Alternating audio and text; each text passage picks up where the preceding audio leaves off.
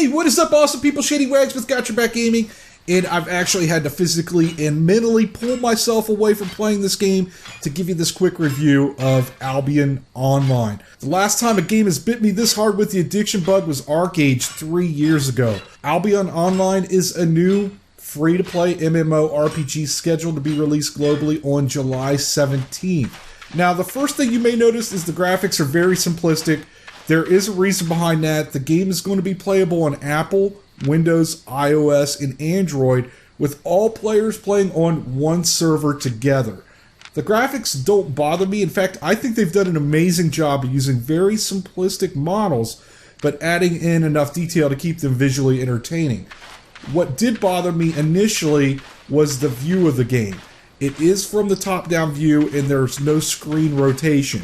When your character or other characters or NPCs are behind an object, they'll appear as highlighted silhouettes. Most of the MMOs I've played in the past have been from the first-person or over-the-shoulder third-person view.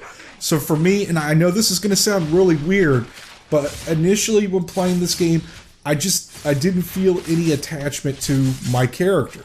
The more I played, though, it became less of an issue. I adjusted, and eventually me and this little guy did form a bond. The combat in the game is very simplistic, with 3 attack abilities and 3 defensive or support abilities, and I'm sure this is so the game is easier to play on tablet or phone. Now, what is there to do in the game?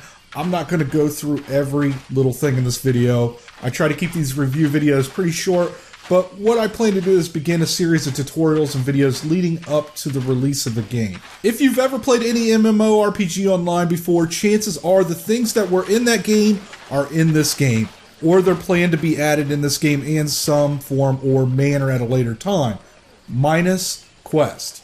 This is an open world game, so there are no quest lines. What path you choose to take is for you to decide. So if you're looking for a game where you go gather 10 hides and bring them back for experience, and then get another quest sending you to another area, well, that is not in Albion Online.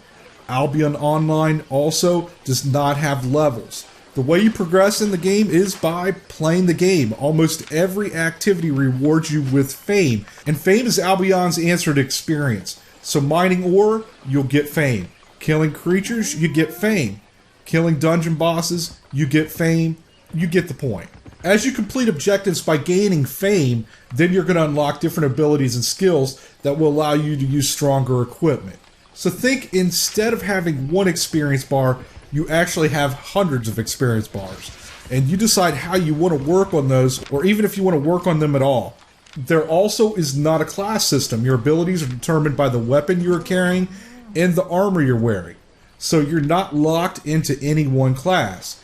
If you're using all-plate gear and melee weapons, and you decide at a later time you want to switch over to a more archer build, you could do that anytime, but it does come at a trade-off.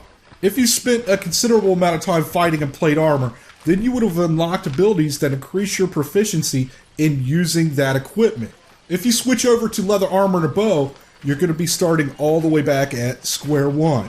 Some of the questions I know MMO players may have, these are normally the typical ones, is this game pay to win? And that is debatable. The economy in Albion Online is completely player driven. There are no merchants who sell items or buy items which directly affect gameplay. All the items in the game are created by players.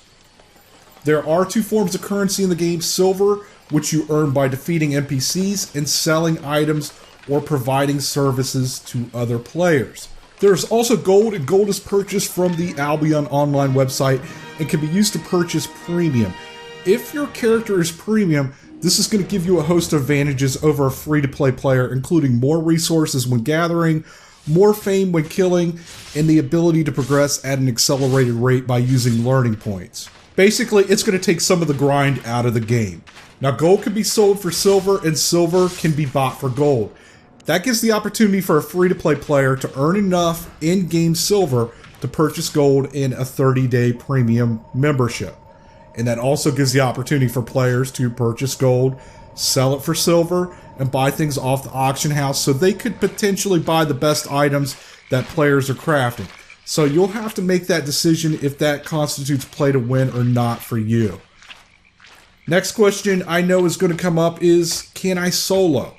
I can't entirely answer this right now because I've not played it up until endgame. I've only made it to the mid-game, and I have not had any issues so far. If your objective is to farm, raise livestock, and gather mid-tier resources your whole time, then 100% yes.